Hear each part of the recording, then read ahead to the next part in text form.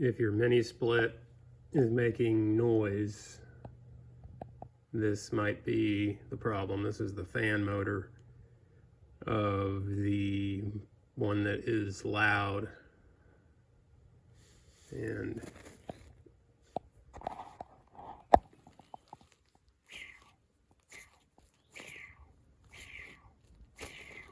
you can hear it making noise. Here's a new one.